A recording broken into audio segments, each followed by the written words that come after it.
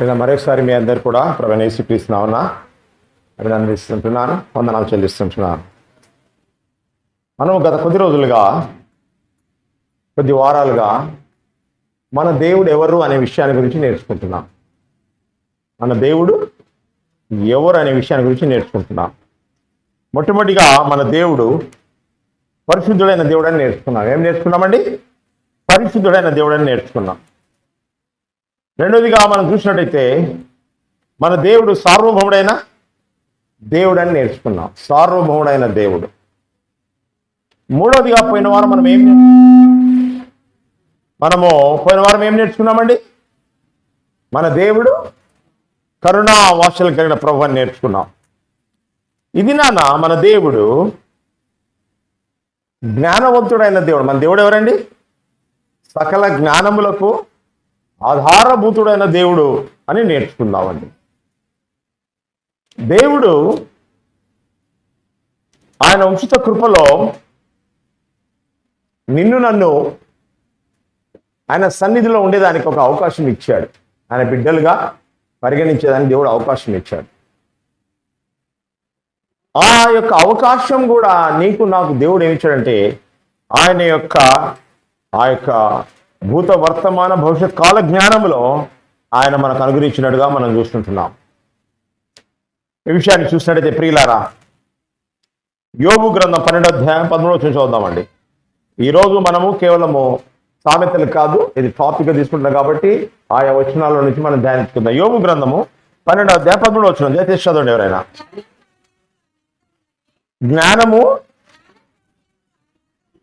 జ్ఞానైశ్వర్యములు అనేకములు ఆయన వద్ద ఉన్నాయి. చాలండి. ఆయన వద్ద ఏమున్నాయని చూస్తున్నామండి? జ్ఞానం ఉన్నట్టుగా మనం చూస్తుంటున్నాం. ప్రియులారా, ఏదండి ఇది? దేవుని గురించి రాస్తూ మనకు చెప్తుంటున్నాడు. ఆయన వద్ద జ్ఞానం అనేది ఉన్నదని మనం చూస్తుంటున్నాం. జ్ఞానైశ్వర్యములు ఆయన వద్ద ఉన్నవి. ఆలోచన మరియు వివేచనయు ఆయనకు కలవని దేవుని గురించి యోబు రాస్తుంటున్నాడు. అంతేకాదు ప్రియులారా, దయచేసి యెషయా గ్రంథం 40వ అధ్యాయం 28వ వచనం చూద్దాం. యెషయా గ్రంథం 40వ అధ్యాయం 28వ వచనం. యెషయా 40:28 చదవండి ఎవరైనా. చదవండి.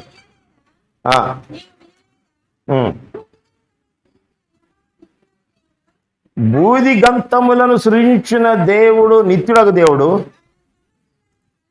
ఆమె సమస్యలు అల్లాడు.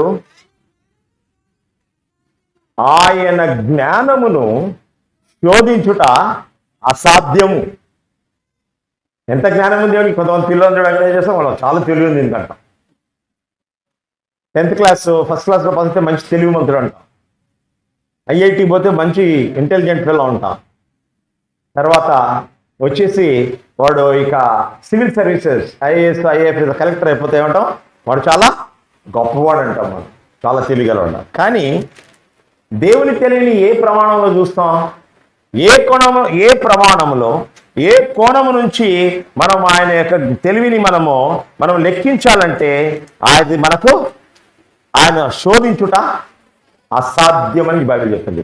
వీ కెనాట్ మనం దాన్ని గ్రహించలేం, దాన్ని శోధించలేమని చెప్తుంటున్నాం. అందుకని రోమీలకు రాసిన పత్రిక 11వ అధ్యాయం 33వ వచనం చూద్దాండి. రోమా 11:33.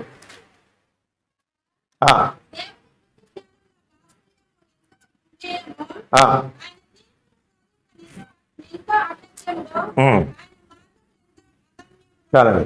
దేవుని బుద్ధి జ్ఞానముల బాహుల్యమి ఎంతో గంభీరము, ఆయన తీర్పులను శోధింపనెంతో అశక్యములు, ఆయన మార్గములు ఎంతో అగమ్యములు.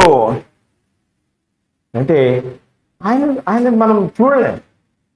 దేవుని యొక్క తెలివిని కొలిచేదానికై మన దగ్గర ఏ ప్రమాణం కూడా మానవుల యొద్ద ఏ ప్రమాణం లేదని మనము గుర్తించాలండి. యోబు గ్రంథం 9వ అధ్యాయం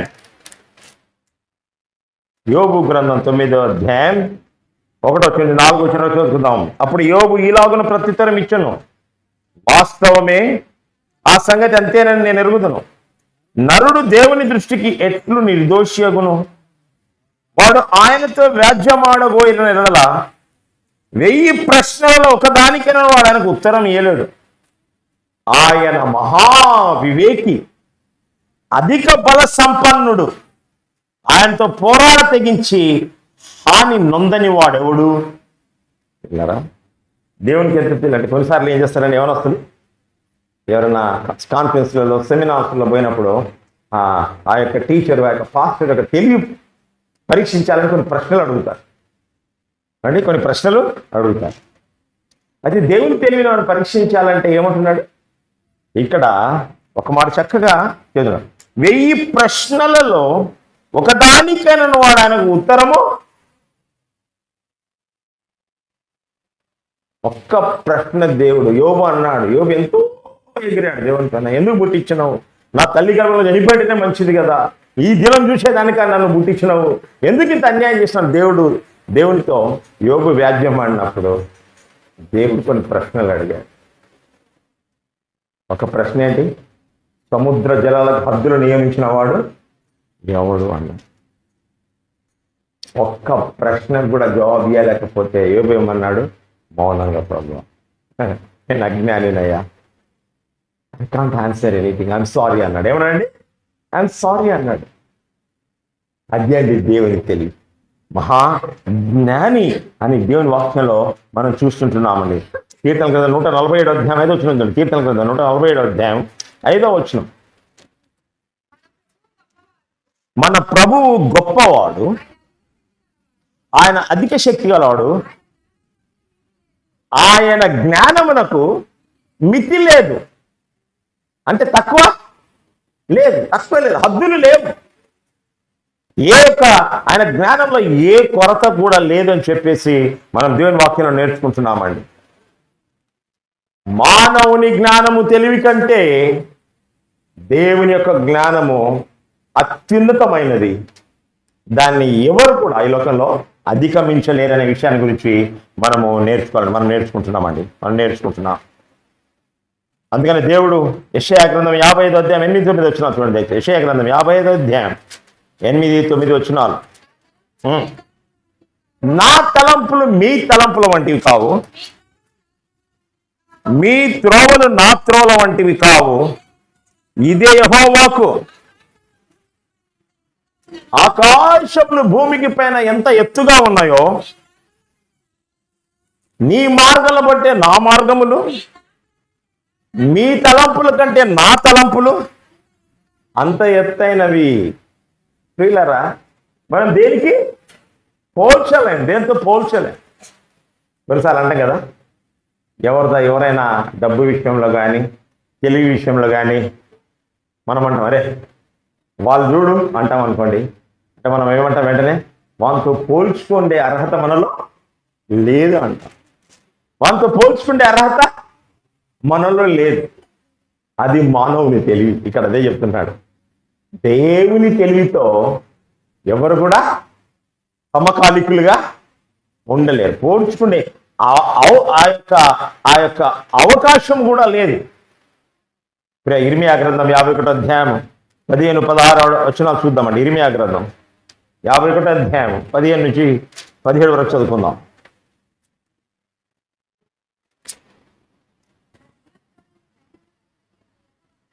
నా జీవంతో నీ సైనికాధిపతి యెహోవా ప్రమాణం చేయుచున్నాడు. ఆయన తన బలం చేత భూమిని సృష్టించాను, తన జ్ఞానం చేత ప్రపంచం స్థాపించాను. ఆయన ప్రజ్ఞ చేత ఆకాశమును విశాలపరచను. ఆయన ఆజ్ఞయ్యగా జలరాశులు ఆకాశ మండలంలో పుట్టెను. భూమి అంత భాగంలో ఆయన ఆవిరి ఎక్కజేయును. వర్షము కలుగునట్టుగానే మెరుపులు పుట్టించును. తన ధనగారములో నుండి గాలిని రావించును. తెలివి లేక ప్రతి మనుష్యుడు పశుపాయుడు, పోతపోయి ప్రతి వాడిని తన చేసిన విగ్రహాన్ని బట్టి అవమానం పొందును. అతడు పోతపోసిన మాయ రూపము, దానిలో ప్రాణమేమీ. విగ్రహాలకు కంపేర్ చేస్తాం. మనం దేవునితో కాన్ఫ్లిక్ట్ చేస్తున్నాం. ఏమండి, ఆయన సృష్టిని ఏ విధంగా సృష్టించాడో ఇక్కడ చాలా చక్కగా మనకు వివరించబడ్డట్టుగా మనం చూస్తుంటున్నాం.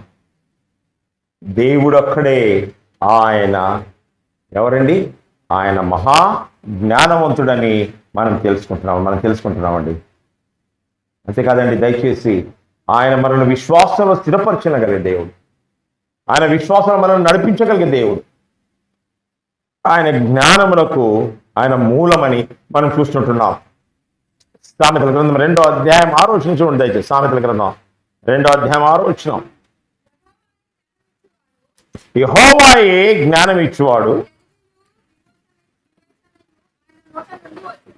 తెలివియు వివేచనయు ఆయన నోట నుండి వచ్చును. ఏమండి, ఆయననే మన జ్ఞానం ఇచ్చేవాడు, తెలివి వివేచన ఆయన నోట నుండి వచ్చును. దేవుని మాటల నుండి మనకు వస్తాయని చెప్పి దేవుడు మనకు బయలుపరుస్తున్నాడు. దానియేలు గ్రంథం 2వ అధ్యాయం 20వ వచనం చూడండి దయచేసి. దానియేలు గ్రంథం 2వ అధ్యాయం 20వ వచనం.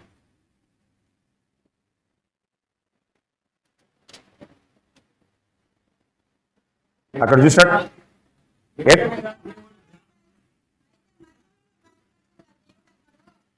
కాదండి 20 ఇక్కడ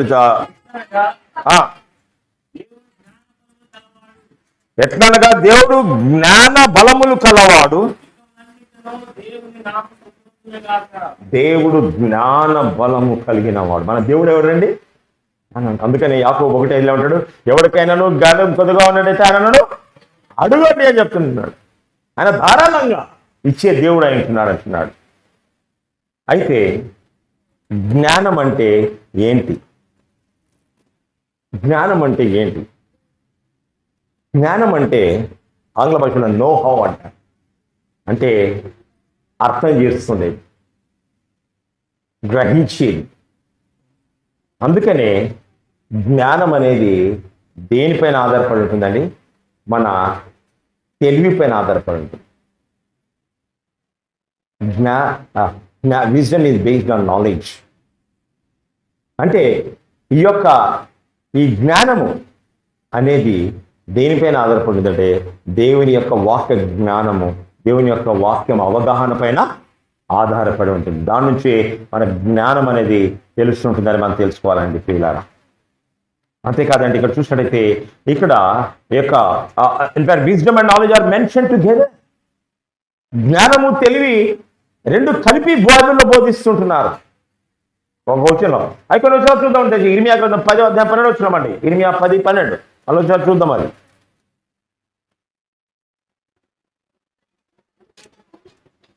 ఆయన తన బలము చేత భూమిని సృష్టించెను, తన జ్ఞానం చేత ప్రపంచమును స్థాపించను, విశాలపరచును. బలము చేత భూమిని సృష్టించను, జ్ఞానం చేత ప్రపంచంలో స్థాపించను, ప్రజ్ఞ చేత ఆకాశంను విశాలపరచనని మనం చదువుకుంటున్నాం పేరు. అదే 51వ అధ్యాయం 15వ వచనం చదవండి. ఇర్మియా 51:15 వచనం. నా జీవం చేయుచున్నాడు, బలము చేత భూమిని సృష్టించను, జ్ఞానం చేత ప్రపంచాన్ని స్థాపించను, తన ప్రజ్ఞ చేత ఆకాశంలో విశాలపరచనని మనం చూస్తుంటున్నాం ప్రేరణ. దేవుడు ఏం చూస్తున్నామండి? దేవుడు సృష్టిలో తన యొక్క జ్ఞానాన్ని చూస్తుంటున్నాం. దైవ జ్ఞానాన్ని ఎక్కడ చూస్తున్నామండి? ఈ సృష్టిలో దేవుని యొక్క జ్ఞానాన్ని మనం కనుగొంటున్నాం ప్రియులారా. మొన్న ఈ వారంలో మన గొప్ప గర్వకారణమైన విషయం ఏంటండి? ఈ యొక్క మన యొక్క శాస్త్రజ్ఞులు చంద్రయాన్ని ఎక్కడ పంపించాడు? చంద్రమండలంలోకి పోయింది. చంద్రమండలంలో పోయి అక్కడ దింపారు. శాటిలైట్ అక్కడ దిగిపోయింది. దాంట్లో నుంచి రోబోట్ బయటకు వచ్చేసింది. అది ఏంటండి? అది దేవుడు, అది చంద్రుడు, భూమికి దగ్గరలో ఉన్నటువంటి యొక్క చంద్రుడి దగ్గరికి వెళ్ళింది. ఏంటి అక్కడ ఆ గొప్ప కార్యం చేశారు మన శాస్త్రజ్ఞుడు. అంతేకాదు, మానవుడు ఎప్పుడు దీనికి అనుకున్నాడు? 1969వ సంవత్సరంలో మనుష్యుడు నీల్ ఆర్మ్స్ట్రాంగ్ ఏం చేశాడు? అపోలో 11లో ఆయన ఆ యొక్క చంద్రుని పైన కాలు పెట్టారు. ఇప్పుడు ఈ యొక్క మనుషులు లేకుండానే ఇక్కడ నుంచి భూమి పైన కంట్రోల్ చేసి అక్కడ నడిపిస్తూ ఉంటున్నారు. వాళ్ళు చెప్పారు ఒకరోజు మనోళ్ళను కూడా తీసుకుపోయి ఆడ నేను దించుతామని చెప్పారు. ఏమండి ఒకటి చెప్పారు, అక్కడ చెప్పని రాత్రి న్యూస్లో వచ్చినట్టే ఎక్కడైతే శాటిలైట్ దిగిందో దాని పేరు శివశక్తి అని పెడుతున్నాం అంటున్నారు. ఏం శక్తి? శివశక్తి అని పేరు పెడతామన్నారు. ప్రియులారా, అంతకంటే ముందు 30 సెకండ్లు ఆ శాటిలైట్ దిగక ముందు అందరూ ఊపిరి పట్టుకొని ఉన్నారు. ఏమైద్దో అన్నారు. ఎందుకంటే 10 రోజుల ముందే రష్యా వాళ్ళు పంపించి వాళ్ళ శాటిలైట్ ఏమైంది? కింద పడి క్రాష్ అయిపోయింది వాళ్ళ శాటిలైట్. మన చంద్రయాన్ 2 కూడా క్రాష్ అయిపోయింది. అంటే ఆ 30 సెకండ్లు చాలా ఇంపార్టెంట్. అందరూ అంటారు కదా తెలుగులో ఊపిరి పట్టుకొని కూర్చున్నారు అందరు ఏమైద్దాం అని చెప్పేసి. అది ఒకసారి ల్యాండ్ కాగానే అందరు ఏం చేశారు? చప్పట్లు కొట్టారు, ఆనందించారు.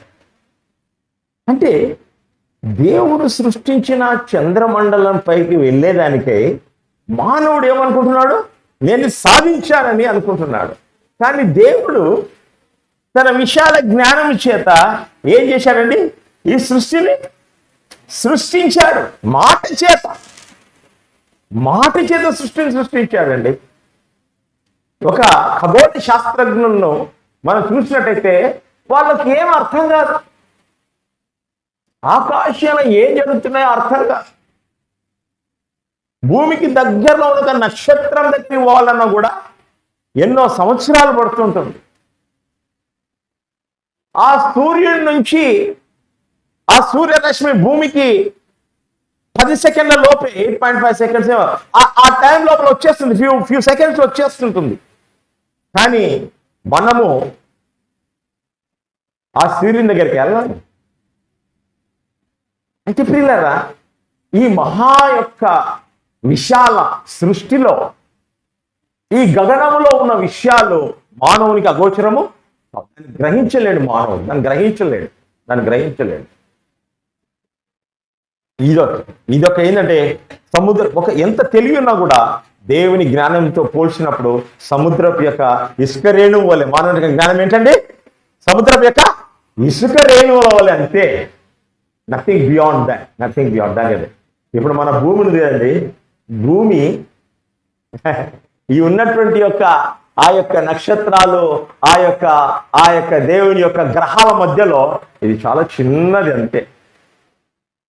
చాలా చిన్నది. ఈ చిన్న భూమిలో 800 కోట్ల జనాభా ఈ భూమండలం పైన ఉన్న ఈ భూమిలో మనం ఒక్కళ్ళము చిన్న 2 బెడ్రూమ్ హాల్ కొనుక్కుంటే ఏమైపోతాము? మనకు పట్ట పగ్గాలు ఉండవు. ఎంతో బ్యాంకులో కొంచెం క్యాష్, ₹1 క్యాష్ వచ్చేసరికి ఏమవుతాము? అబ్బా మనం పట్టేవాడు ఉన్నాడు. ఎందుకంటే అందుకని ప్రియులారా, మనము ఈ యొక్క 4 గోడల మధ్యలో ఉంటే ఇదే మనకు పెద్దగా అనిపిస్తుంది. విమానంలో పైకి వెళ్ళినప్పుడు ఈ యొక్క బొంబాయి అంతా కూడా ఎట్లా కనిపిస్తుంటుంది? చిన్నగా కనిపిస్తుంటుంది. స్మాల్ సెక్, ఒక బిందువు మాదిరి కనిపిస్తుంది బొంబాయి. ఎవరైతే దేవునికి దగ్గరగా ఉండి దేవుని గ్రహించి ఆయన తెలివిని ఆయన జ్ఞానానికి విధేయులై ఉంటారో, ఆయనతో సన్నిహితంగా ఉంటారో, ఆత్మీయమైన శిఖరాలకు ఎక్కిపోయిన వారికి ఈ భూమండలం ఏ విధంగా కనిపిస్తుంటుంది? ఈ భూమిలో ఉన్నవన్నీ కూడా ఒక దుమ్ము ధూళితో సమానంగా కనిపిస్తాయి. అంత గొప్ప దేవుడు మనపైన ఇలాంటి దృష్టి కలిగి ఉండడమే అది ఆయన జ్ఞానానికి మూలము, జ్ఞానానికి కారణంగా మనము చూస్తుంటున్నాం. ప్రియులారా, ఈ జ్ఞానం అనేది ఎలాంటిదండి? దేవుడు ఈ జ్ఞానం అనేది ఏంటంటే, దేవుడి యొక్క జ్ఞానానికి తెలివిని పోల్చినట్టయితే దేవుడు ఒక ఉద్దేశంతో మనల్ని సృష్టించాడు. ఆయన ఏ పని చేసినప్పటికీ కూడా దాని పరిణామం ఏంటో ఆయనకు బాగా తెలుసు. ఎందుకంటే ఆయన భూత వర్తమాన భవిష్యత్తు కాల జ్ఞానము కలిగిన. ఎజికేల్ గ్రంథము, దయచేసి ఎజికేల్ గ్రంథం 11వ అధ్యాయం 5వ వచనం చూడండి దయచేసి.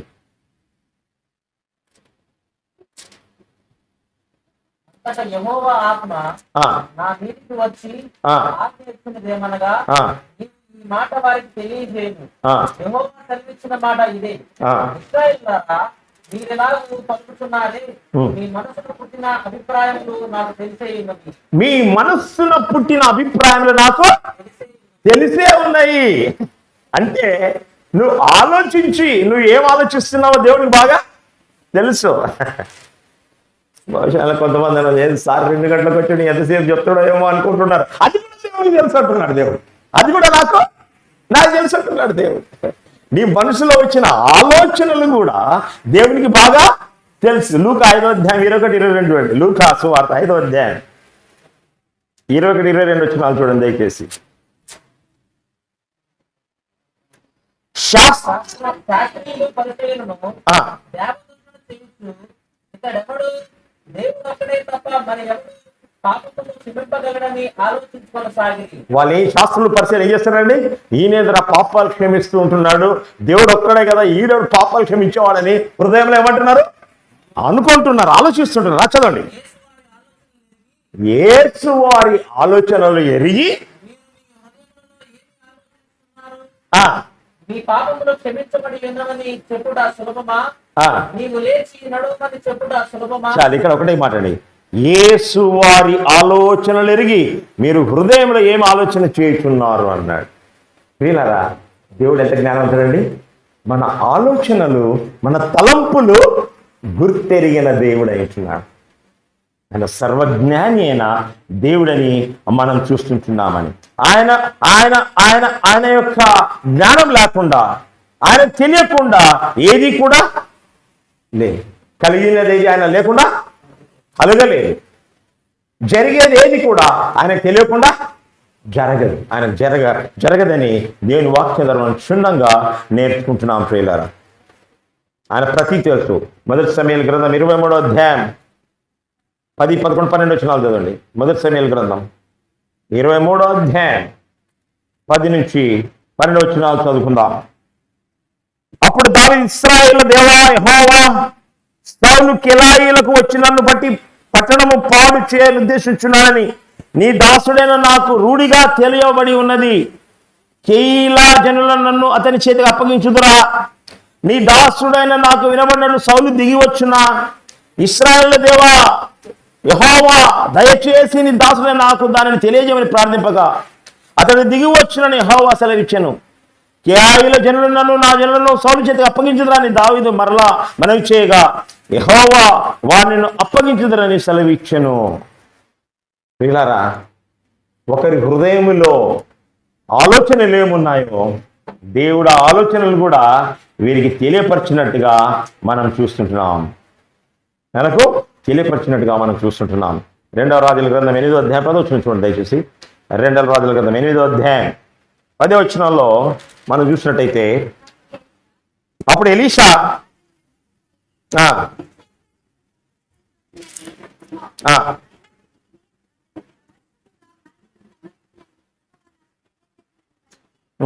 చాలండి, నిశ్చయంగా స్వస్థత కలగవచ్చునని చెప్పము అన్నాడు. అది దేవుడు అబద్ధం ఆడుతున్నాడా? లేదు. ఆ సమయానికి స్వస్థత ఇవ్వచ్చు, కానీ తర్వాత తప్పక నువ్వు చనిపోతావు అని చెప్పింది. దేవుడు జ్ఞానవంతుడని మనం చూస్తున్నామని. కాబట్టి ప్రియులరా, దైవ జ్ఞానము అగమ్య గోచరము. మానవుడు దాన్ని అంచనా వేయలేనటువంటి యొక్క జ్ఞానమని దేవుని యొక్క వాక్యంలో మనము తెలుసుకుంటున్నాం. దేవుని యొక్క వాక్యంలో మనం తెలుసుకుంటున్నాం ప్రియులరా. ఈ జ్ఞానం అనేది ఎక్కడ ఉంటుందండి? మనకు ఈ జ్ఞానం అనేది దేవుని వాక్యం ద్వారా మనకు దొరుకుతుంది. దైవ జ్ఞానం మనకు కావాలంటే దేని ద్వారా దొరుకుతుందండి? నా తెలివి, నేను ఎంత పని చేసినా, ఎంత లెక్క పోయినా, ఎన్ని ప్రసంగాలు చేసినా, ఇలాంటి ఎంతమంది రక్షణ పొందినరు చాలా చెప్తారు. ఇవాళ నేను ఇంతమందిని స్వస్థత పరిచినా, ఎన్ని బాప్తిస్మాలు ఇచ్చినా, ఇదంతా కూడా దేవుని జ్ఞానం ఎదురుగా శూన్యం, నథింగ్. దీని ద్వారా ఏమీ జరగదు. మీరు చప్పట్లు కొట్టి వెళ్ళిపోతారు అంతే, అలాంటి ప్రసంగాలు విన్నప్పుడు.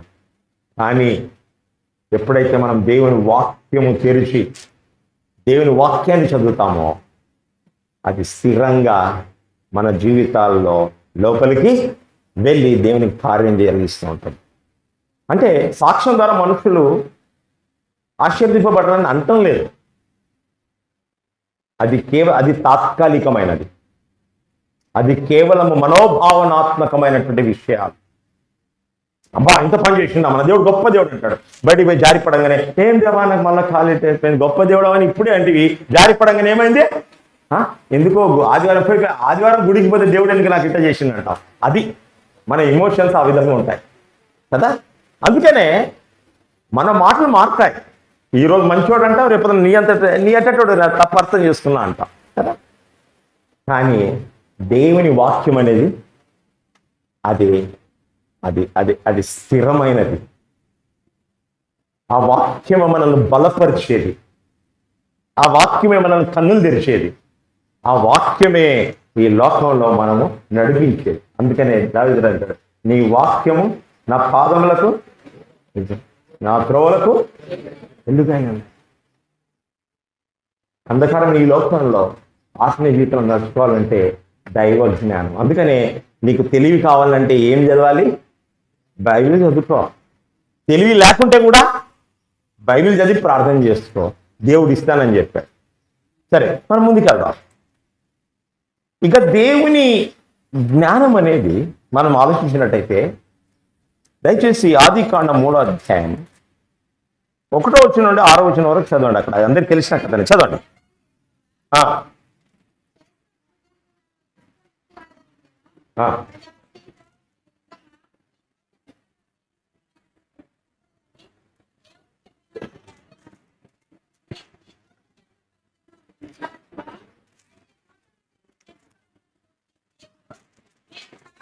Water bottles. 2 water bottles.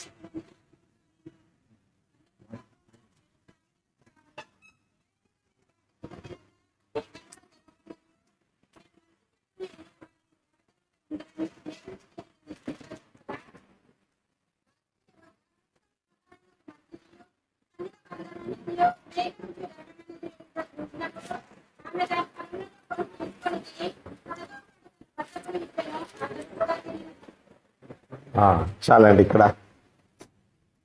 6వ వచనంలో కూడా చూస్తున్నాము. దేవుడు ఏం చెప్పాడంటే సృష్టి అంతే తర్వాత అన్ని పండ్లు తిన్నారు, కానీ ఏం చెప్పాడంటే ఆ తోట మధ్యలో ఉన్న చెట్ల ఫలమును గురించి దేవుడు మీరు చావుకున్నట్టు వాటిని తినకూడదని, మేము ముట్టకూడదని చెప్పారని సర్పంతో నేను అని చెప్తున్నాడు. అన్న తర్వాత దాని తర్వాత చూడినట్టయితే 5వ వచనంలో మీరు వాటిని తినిదరా మీ కన్నులు తెరవబడును, మీరు మంచి చెడ్డలు ఎరిగిన వారే దేవతలలో ఉందురని చెప్పాడు. దేవుడు చెప్పిన మాటలు ఏంటండి? అదే తినవద్దన్నాడు. తినేది దాన్ని తిన్న రోజున ఏమవుతామన్నారు? మీరు చనిపోతారని చెప్పాడు. కానీ వీళ్ళు ఏం చేస్తున్నారండి? వీరు సైతానుడు వచ్చేసాడు. అక్కడ సైతానుడు వచ్చేసి 6వ వచనం మనం కొంచెం ధ్యానిద్దాం. 6వ వచనం, ఆ స్త్రీ వృక్షం ఆహారమునకు మంచిదనియు కళ్ళకు అందమైనదనియు వివేకమించే రమ్యమైనదని చూచి ఆమె దాని ఫలము కొన్ని తీసుకొని తిని పాటు తన భర్తకు ఇచ్చినను అని చూస్తుంటుంది. ప్రియులారా, దేవుడు ఏం చెప్పాడు? ఇది దాన్ని తినొద్దని చెప్పాడు. అయితే సైతానుడు ఏం చేశాడు? దాన్ని తింటే తప్పు లేదంటున్నాడు. దాన్ని తింటే తప్పు లేదంటున్నాడు. అంటే దేవుడు మంచిది కాదన్న దాన్ని సైతానుడు ఏం చేస్తున్నాడండి? అది మంచిది అంటున్నాడు. 5వ వచనం చూడండి, మీరు వాటిని తిను దినమున మీ కన్నులు తెరవబడి అంటున్నాడు. దేవుడు ఏం చెప్పాడు? మీరు చచ్చిపోతారని చెప్పాడు. కన్నులు మూయబడతాయి పర్మనెంట్ గా అన్నాడు. మీరు చావకుండాన్నట్లు వాటిని తినకూడదని చెప్పాడు. సైతానుడు అంటున్నాడు ఆ కన్నులు తెరవబడతాయి అంటున్నాడు. ప్రియులారా, ఇంకొక మాట అన్నాడు 6వ వచనం చూసినట్టయితే ఏమన్నాడండి? ఆహారమునకు మంచిదనియు దేవుడు తింటే చచ్చిపోతాడు అంటున్నాడు. ఇంకో మాట చెప్పాలంటే అది విషయం, అది పాయిజన్ రా బాబు, మంచి చెట్టుని తెలియచేసి అది తినొద్దు, మీరు తింటే చచ్చిపోతారు అంటున్నాడు. సైతానుడు ఏమంటున్నాడు? అది అది ఏం కాదు. తినే దినాలు ఏమవుతుంది? అది ఒకటి చెప్తుంటున్నాడు, ఆ వృక్షం ఆహారములకు మంచిది అంటున్నాడు. ఇంకో మాట చెప్పాడు అక్కడ, మంచి చెడ్డలు ఎరిగిన వారై అన్నాడు. మంచి చెడ్డలు ఎరిగిన వారై అంటున్నాడు. అయితే దీని పరిణామం ఏంటి అని మనం చూసినట్టయితే ప్రియులారా, సైతానుడు ఎప్పుడు కూడా దేవునికి విరోధంగా కార్యం చేస్తూ ఉంటాడు. అది వాని పని. అబద్ధాలు చెప్పిస్తాడు దేవుడు, అబద్ధాలు చెప్పిస్తాడు. ఇక్కడ చూసినట్టయితే ప్రియులారా, మనము సైతాన్ పని ఏంటి? దయచేసి యెషయా గ్రంథం 14వ అధ్యాయం 12వ వచనం నుంచి చదవండి. యెషయా గ్రంథం 14వ అధ్యాయం 12వ వచనం నుంచి.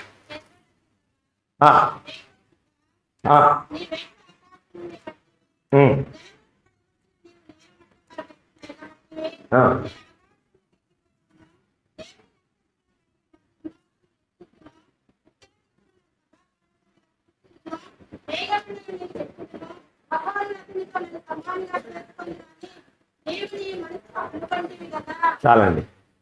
సైతానుడికి ఏమనుకున్నాడు?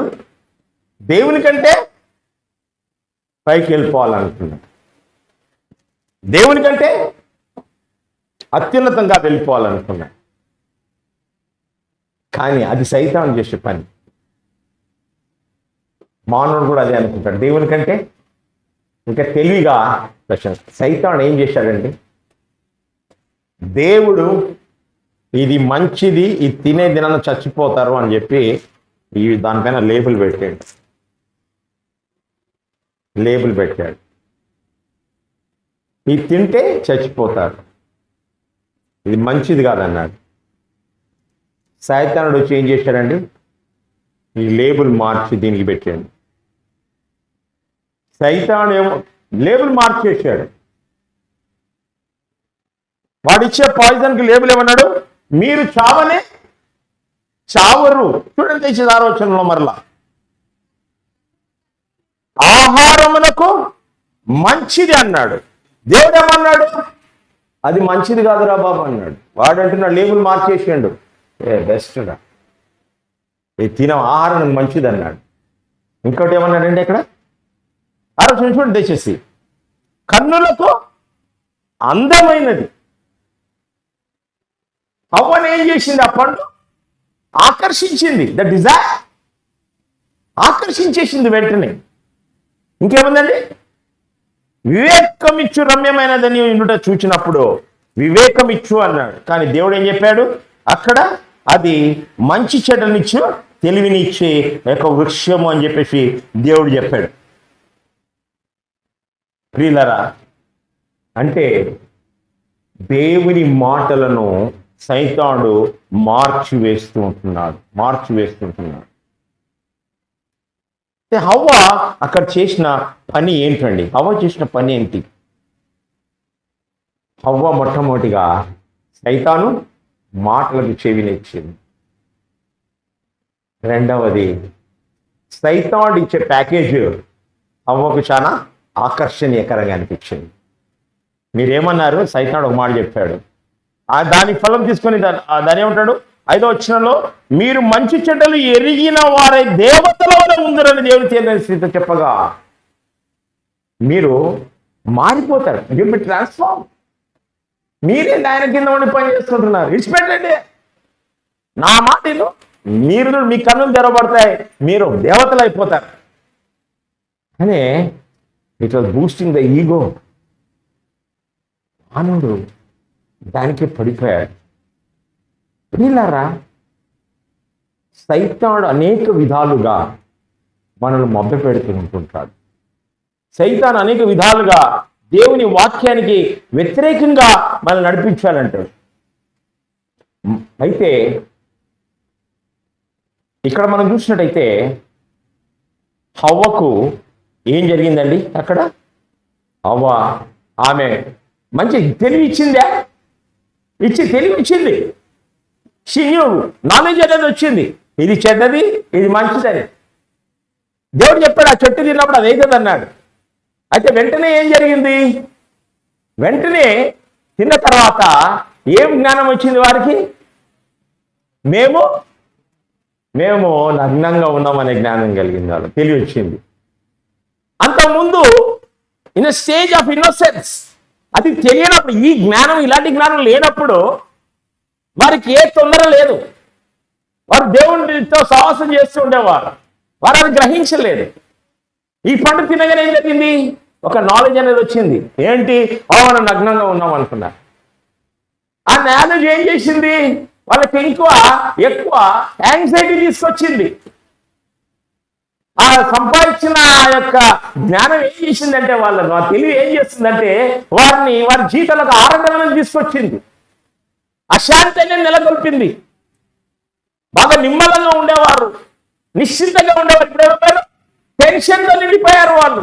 ఇప్పుడు ఆకుల కొరకు వెతుక్కుంటున్నారు, ఆకులతో కట్టడలు చేసేస్తున్నారు. మొట్టమొదటిది ఈ జ్ఞానం వచ్చిన తర్వాత ఏం చేశారు? యెహోవా దేవుడు వచ్చాడు, ఆదామా ఆదామా ఎక్కడ ఉన్నాడు అంటే ఇప్పుడు ఏమైపోయింది? దాక్కొని ఉన్నారు. ఏ జ్ఞానం వచ్చింది? ఒరే ఒరే ఒరే ఒరే, మనం దేవుని యొక్క ఆజ్ఞను ఉల్లంఘించాము, దేవుని ఆజ్ఞను వ్యతిరేకించాం కదా అని ఏ విధంగా ఆయనతో సహవాసము చేయాలి, ఇట్లేదే మనం పోగొట్టుకున్నామని దాక్కుంటున్నారు. ఆ జ్ఞానం వచ్చేసింది. ఆ జ్ఞానం కూడా తెలివి ఏం చేసింది? వారిని దేవుని నుంచి, దేవుని సహవాసం నుంచి దూరం చేసేసింది, దేవుని సహవాసం దూరంగా చేసేసింది.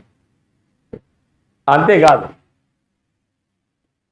శాపగ్రస్తులై తోటల నుంచి వెళ్ళగొట్టడం.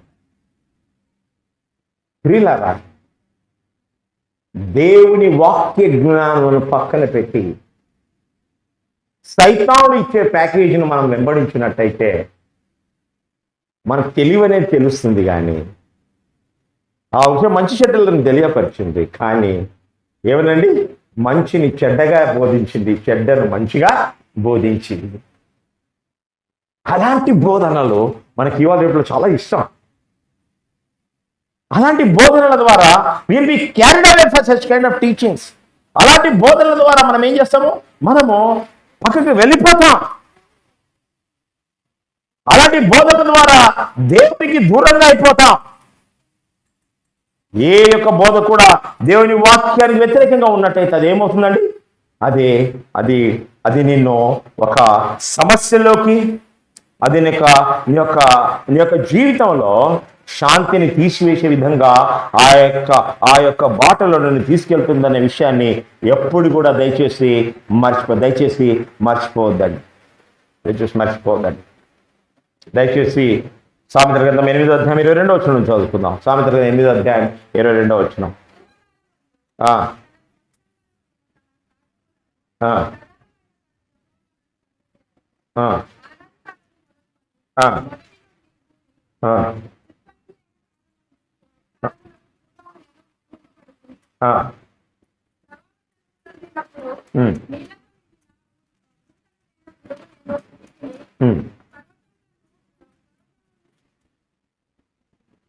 చదవండి.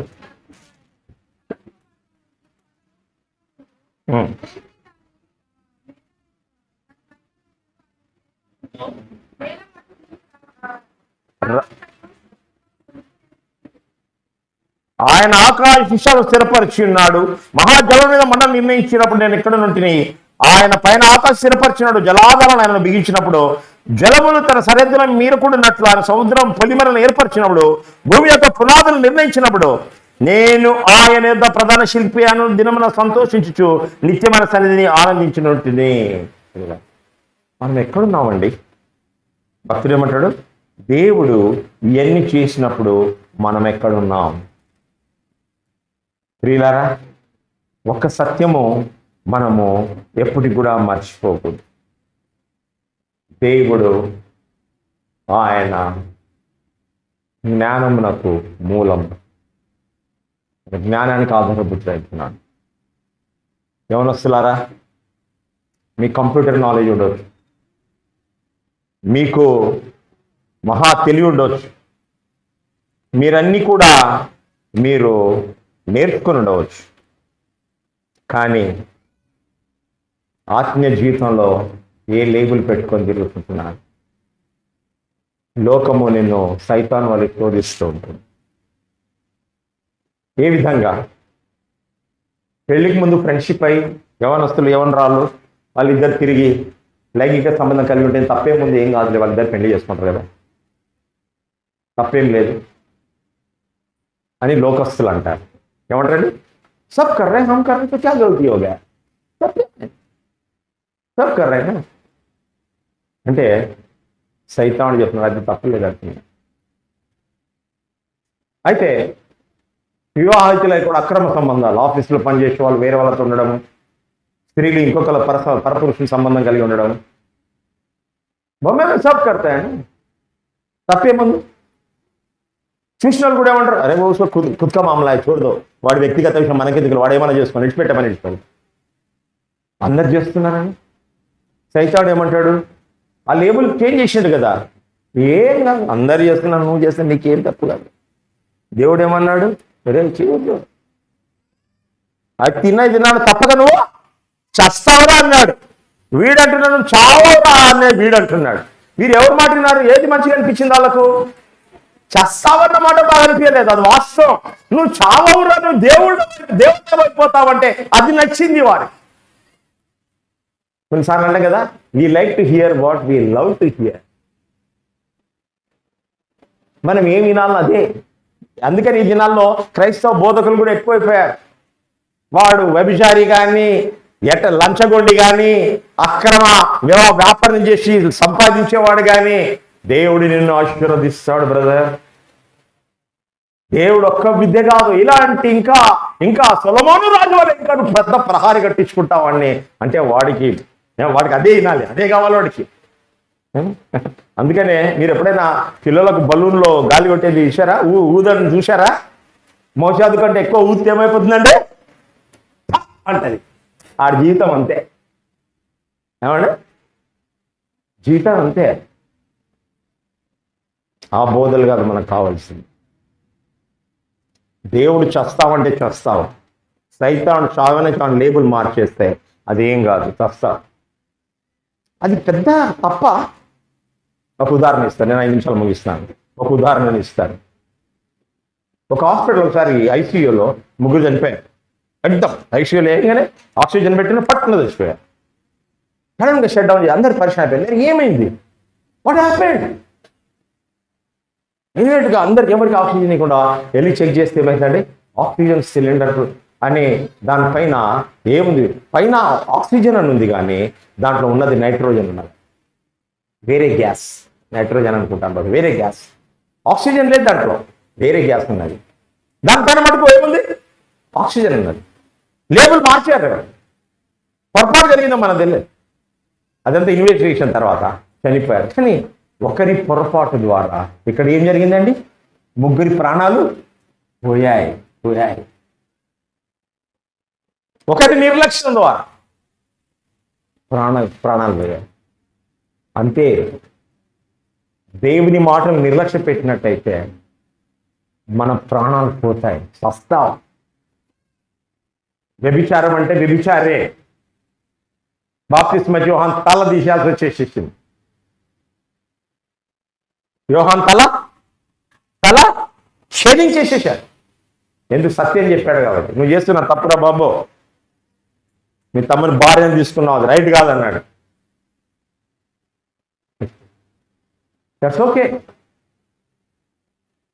వీళ్ళ దేవుడి వాక్య జ్ఞానమును మార్చొద్దు ఎప్పుడు కూడా. అందుకని ఈ దినాల్లో యూట్యూబ్లు ఆర్టీవీలు చూసి చాలా ఎంత ప్రసంగిస్తారు, ఏం చేస్తారని కాదు, అది కాదు. మీరు వినద్దని చెప్పటం లేదు. కానీ మీ జీవితాలు, మా జీవితాలు వాస్తవంగా వాక్యానుసారంగా ఉండేది ఎక్కడ? సంఘంలో. మీరెవరో నాకు తెలుసు, నేనెవరో మీకు తెలుసు.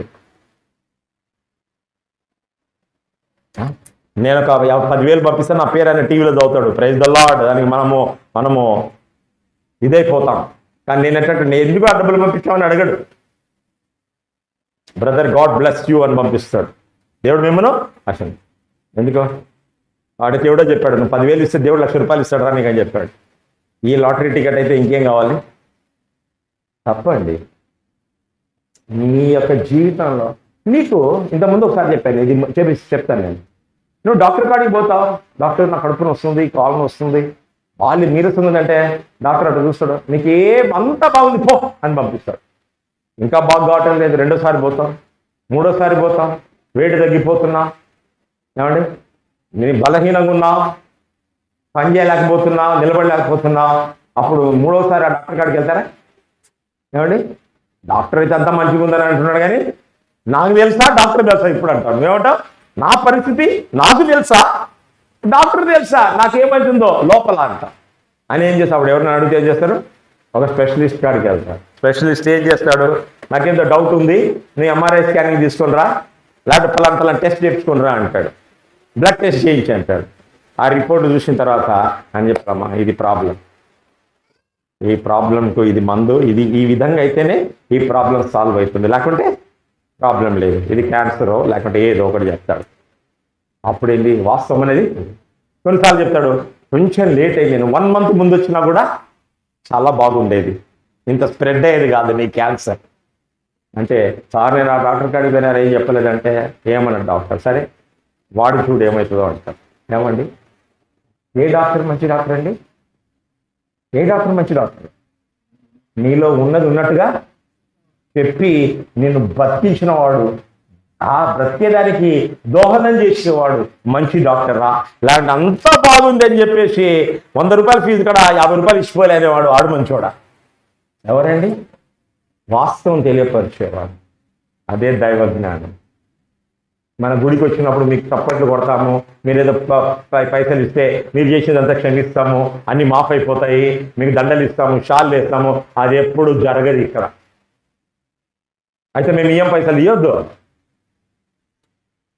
డబ్బులు నీకు ఆధారాభిమానాల కొరకు నువ్వు డబ్బులు ఇస్తారంటే దేవునికి వద్దు, అది ఇలా జరగదు. ఏమైంది మా అంటే పెయింట్ కొట్టాం కదా, అంతే కదా, బల్బు మార్చమేమో, దేవుడు గొప్ప దేవుడు, ఏదైనా చేస్తాడు. నువ్వు లేకుంటే ఇంకొకటి ఇస్తాడు దేవుడు. దేవుడు దగ్గర ఆశీర్వదింపబడకుండా ఆయన హస్తం కురుచా, దేవుని పని ఎవరు ఆఫ్ చేయలేరు. దైవజనుల యొక్క నమ్మకం ఉన్న వారు ఎవరు ఆఫ్ చేయలేరు. అందుకనే మన పరిధిలో మనం లేదు. లేబుల్ మార్చిన బోధలు అపాయకరమైనవి, అది సైతాను బోధన. యవనస్తులు దేవుని వాక్యానుసారంగా వివాహం అయినంత వరకు మీరు పరిశుద్ధంగా ఉండమని చెప్పాడు. వివాహం అయిన తర్వాత నీ భార్య నీ భర్త కట్టుబడి ఉండమని చెప్పాడు. అదేంటి? అది కానప్పుడు నువ్వెవరు? నువ్వు వ్యభిచరింపకూడదు అన్నాడు దేవుడు. ఇక ఫ్యాషన్లు అందరు చేసుకుంటారు, మనం ఫ్యాషన్ చేసుకుంటే తప్పేమో. ఏమన్నారు యవనస్తురాళ్ళు? ఏ ఫ్యాషన్? గుళ్ళో బోధిస్తే ఏమంటారు? మాస్టర్ ఏంటి అవి వేసుకోకూడదు, వేసుకోవద్దు, ఆ బట్టలు వేసుకోవద్దు, అది ఇదని చెప్తుంటాడు, ఇదేంటి అంటారు. యవనస్తులు ఏదైనా పనికి పోయి వాడికి 30-40 వేలు జీతం ఉద్యోగం దొరికిందనండి, వాడు కంపెనీ రూల్స్లో ఇస్తాడు, నువ్వు కంపెనీకి వచ్చేటప్పుడు ఈ డ్రెస్ వేసుకొని రావాలి, ఈ వేసుకునే దాన్ని వీల్లేదు, ఈ డ్రెస్ వేసుకొని రావాలి, మంచి చీర కట్టుకోవాలి, లేదంటే చుడిదార్ వేసుకోవాలి అని చెప్పినప్పుడు నువ్వేం చేస్తావు?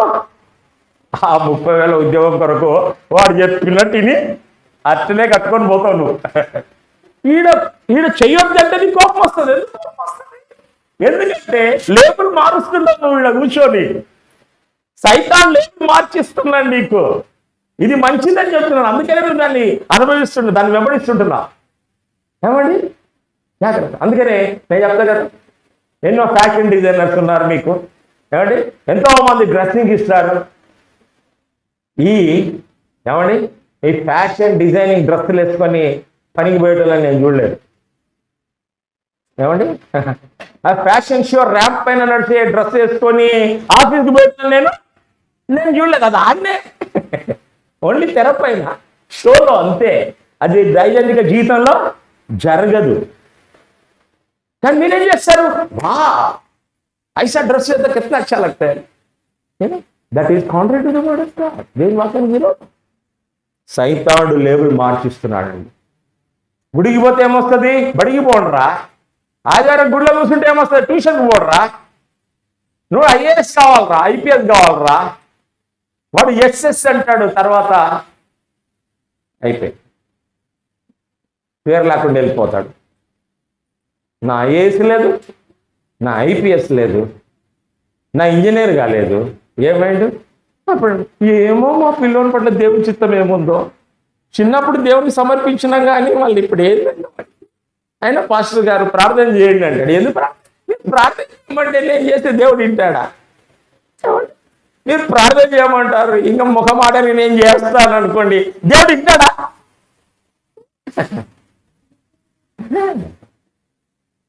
మారు మనసు కావాలి. దేవుని అనాదికాల సంకల్పంలో ఆయన జ్ఞానవంతుడు కాబట్టి, భూత వర్తమాన భవిష్యత్ కాల జ్ఞానం కాబట్టి ఆయన నువ్వు నేను పాపిని, నా పాపములు మనం చనిపోయినట్టయితే నేను నరకానికి వెళ్తానని తన కుమారుని యేసుక్రీస్తుని ఈ లోకాన్ని మన కొరకు పంపించి ఆయన కలువరి శిలువ ప్రాణాన్ని అర్పించి చనిపోయి సమాజం తిరిగి లేచాడు. మనం పాపులము, దేవుని యొక్క పరిశుద్ధ ప్రమాణానికి దూరంగా ఉన్నవారు, దేవుని సన్నిధిలో నిలబడే అర్హత లేని వారి కొరకై ఆయన కుమారుడి ద్వారా మనకు అర్హత ఇచ్చాడు. ఆయన ఆ మార్గాన్ని, రక్షణ మార్గాన్ని ఏర్పాటు చేశాడు. ఆ మార్గమే ఈ యొక్క వాక్యం ద్వారా దేవుడు మనకి ఇస్తుంటున్నాడు. నేనే మార్గమును సత్యమును నా ద్వాంతోడు తండ్రి దగ్గర దేవుని వాక్యం నిరర్ధకం కాదు. నువ్వు మారు మనసు పొంది పశ్చాత్తాప పాపుల కొరకు ఆయన పాదములకు తెచ్చినట్టయితే ఆయన అనాది కాల సంకల్పంలో ఆయన జ్ఞానములకు భూత వర్తమాన భవిష్యత్ కాల జ్ఞానం కలిగిన ఆ దేవుడు నేను ఉచిత కృపలో నిన్ను రక్షించి నీ పాపాలను కడిగి పవిత్రపరిచి ఆయన సన్నిధిలో నిలబెట్టుకుంటాడు. ఆ అర్హత కేవలం దేవుడే నీకు అనుగ్రహించడు. వీలారా, విశ్వాసులుగా మనం ఆయన జ్ఞానంలో లేబుల్ మార్చిన సైతాన్ని వెంబడించకుండా దేవుని వాక్యానికి విధేయులై, అది ఒకసారి కష్టం కావచ్చు, మనం కఠినం అనిపించవచ్చు, అయినప్పటికీ కూడా ఆయన వాక్యానికి విధేయులై నడుచుకున్నప్పుడు మనం దేవుని ద్వారా దేవుడి వాక్యాన్ని మన వినికిలో ఆశీర్వదించి దీవించుంటాం. ప్రభావం పాల్పొందని చెల్లించుకుంటున్నాం. మీ వాక్యం ద్వారా మాతో మాట్లాడారు. మీ వాక్యాన్ని విధేయులుగా జీవితంలో సహాయం దయచేయమని కృష్ణుని ప్రాంతి వేడుకుంటున్నాం తండ్రి.